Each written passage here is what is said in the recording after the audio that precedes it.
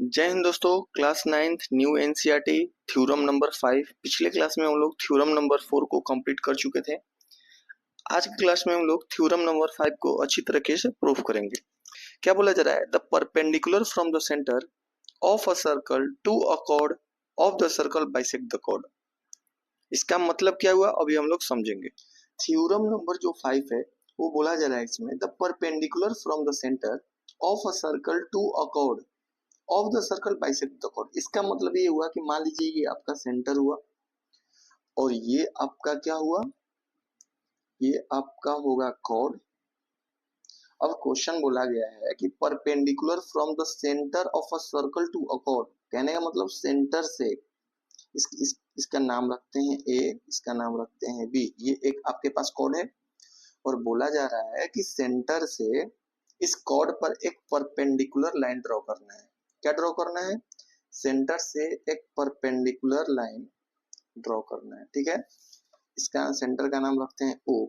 तो वही बोला जा रहा है कि perpendicular from the centre of a circle to a chord of the circle bisect the chord. कहने का मतलब कि इस कॉर्ड के ऊपर सेंटर से इस पर एक परपेंडिकुलर लाइन डाला गया तो ये जो कॉर्ड होगा ये बाइसेक्ट करेगा। ये कॉर्ड क्या करेगा? बाइसेक्ट। और कॉर्ड बाइसेक्ट कहने का मतलब क्या कि जो एम होगा वो मिड पॉइंट होगा किसका? ए बी का।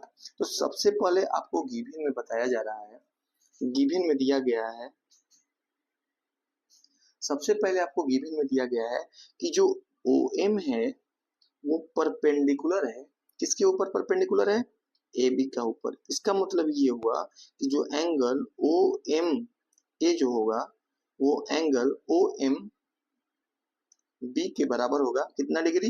90 डिग्री। ये आपका गिवन दिया गया है।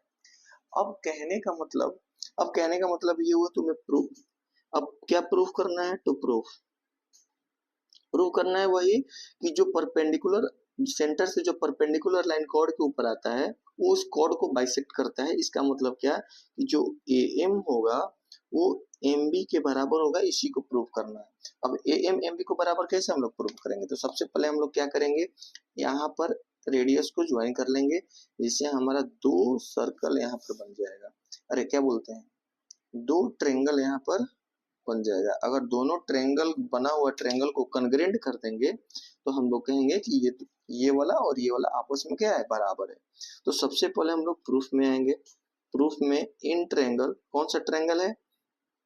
A O M and triangle B O M. A O M B O M में सबको पता है कि ये वाला जो है इस वाले के बराबर है क्योंकि ये भी रेडियस है और ये भी रेडियस है। यानी कहने का मतलब जो ए ओ हो वो बी ओ के बराबर है। ये आपका रेडियस हुआ। इस थ्योरम में जो AO है वो बी के बराबर रेडियस। आपको इस ट्रेंगल में एक और चीज दिखाई दे रहा है कि जो अभी गिवन दिया गया है angle OMA equal to angle OMB equal to 90 degree. ये भी आपका गिवन दिया गया है। और तीसरा चीज आपको मिल नहीं रहा है क्योंकि ए एम बराबर एम बी आपको प्रूफ ही करना है।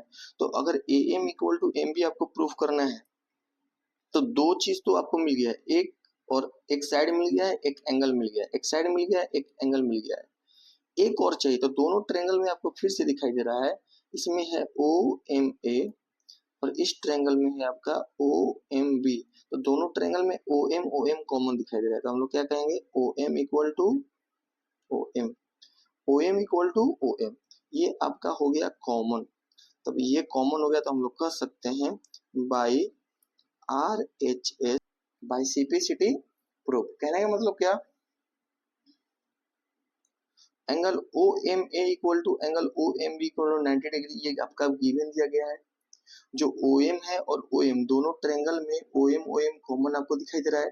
तो हम लोगों को आर एच एस से by R H S criteria of congruence, congruence triangle A O M congruent triangle B O M, इसीलिए जो ए एम होगा बी एम के बराबर होगा बाई सीपीसीटी प्रूफ। ठीक है, मिलते हैं हम लोग नेक्स्ट थ्योरम के साथ।